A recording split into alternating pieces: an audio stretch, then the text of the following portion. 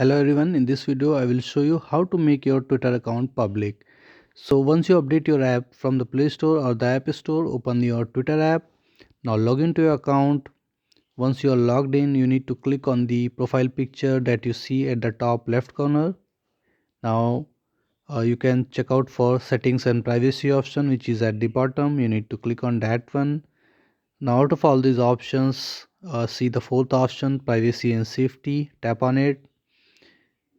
Now in all these options you need to select the first one, which is audience and tagging. Okay, now if you see that protect your tweets is turned on, that means your account is private, right? So in order to make your Twitter account public, you need to turn this setting off. So simply slide it to the left side.